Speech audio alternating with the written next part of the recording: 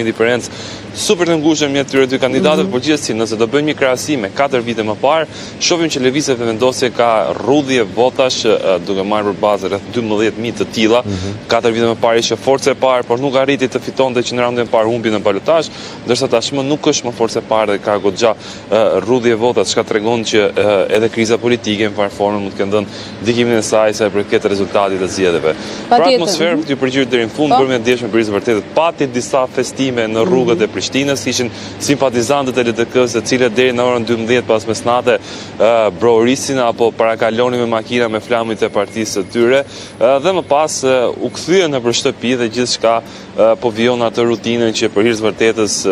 unë si gazetar politike kam shumë zili qetësinë që kishte procesi zgjedhor këtu në Kosovë. Do doje që të ndodhte e njëjta gjë edhe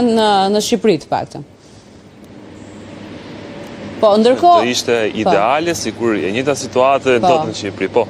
Jo, ndërkohë Ervin, po të pyesja me idenë që unë e di shumë mirë që i keni reflektuar çdo lloj informacioni në A2CNN edhe në web, por edhe gjatë edicioneve informative. Po në lidhje me pjesëmarrjen e votuesve, si ka qenë dhe si mbarvajtja pastaj, për ta bërë dhe një përmbledhje të përgjithshme të ditës së dieshme edhe mëngjesin e sotëm. Ditën e ndjeshme pjesëmarrja në orët e para të ditës ishte 8 e vakët, saqë të krijoi idenë sikur nuk do shkonin fare të votonin njerëzit. Unë kishte qenë për shkak se të shtunë në mbrëmje festuan deri në orën 2 të mëngjesit fitoren e kombëtarëve shqiptare të futbollit me shumë mundësi të dielën, e morën më me avash, më me nge për të vajtur për të votuar. Për pas dite, rezultatet të dhënat ndryshuan nga 35% që ishte në orën 17, pjesëmarrja shkoi gati në 40%, duke marrë totalin në gjithë Republikën e Kosovës, ndërsa në Prishtinë pjesëmarrja sigurisht që u arriti në 46.3%, që ishte, më themi diçka domethënëse duke marrë për bazë që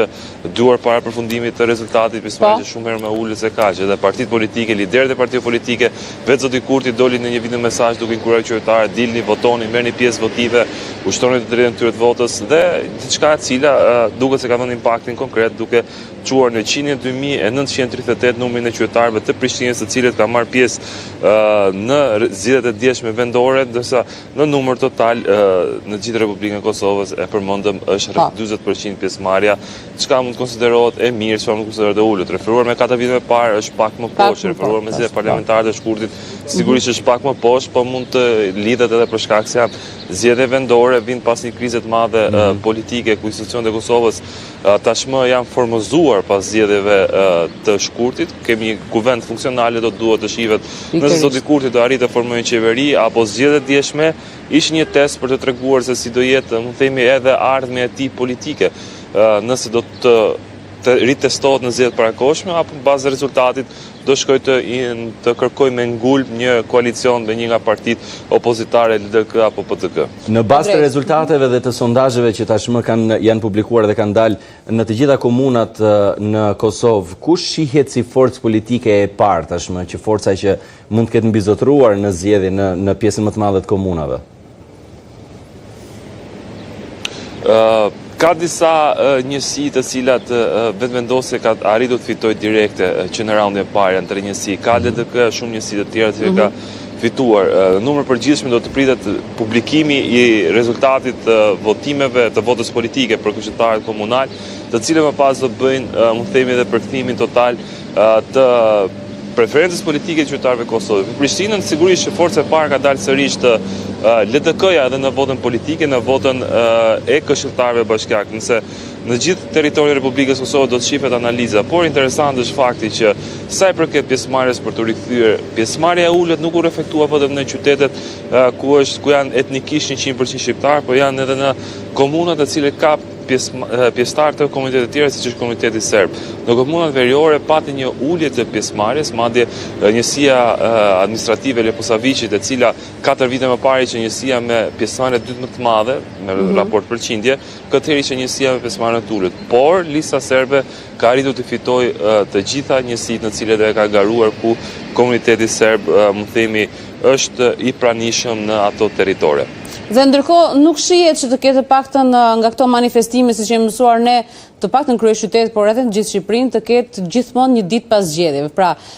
simpatizant, njerëz që janë përfaqësues ndoshta të krave politik, të dalin dhe të bëjnë festimet paraprake. Duket shumë qetësi aty të paktën, me aq sa shohim. Qetësia është absolute, se përmendëm në fillim të krijon përshtypjen sikur dje nuk ka pasur zgjedhje, po një ditë normale në Prishtinë, e cila mund të jetë si më ftohtë se Tirana, apo jo shumë më ftohtë se Tirana, dhe nuk të jep përshtypjen që jemi pas një proces zgjedhor, po jemi përmendëm që fillim mbase tregon një pikuri demokratike të cilën shoqëria shqiptare duhet të mësojë, duhet të marrë si shembull mënyrën se si ushtrohen zgjedhjet, mënyrën se si perceptojnë zgjedhjet dhe mënyrën se si administrohet zgjedhjet. Është një leksion qoftë për institucionet shqiptare sa i përket administrimit të procesit zgjedhor, nxjerrjes së rezultatit dhe partive politike të cilat pranojnë rezultatin. Sigurisht, partia në pushtet nuk doli të kontestonte rezultatin, opozita nuk doli të kontestonte rezultatin, secili pranoi rezultatin, pranuan votat që kishin marrë nga qytetarët shqiptarë dhe ju futën punës për të vijuar angazhimet e tyre politike dhe publike. Diçka cilën fatkeqësisht politika shqiptare nuk e reflekton në procesin zgjedhor, ndosë ne kemi zhvilluar shumë më shumë procese zgjedhore se Republika e Kosovës. Sigurisht, Republika e Kosovës arrin të dëshmojë një pikuri demokratike dhe një pikuri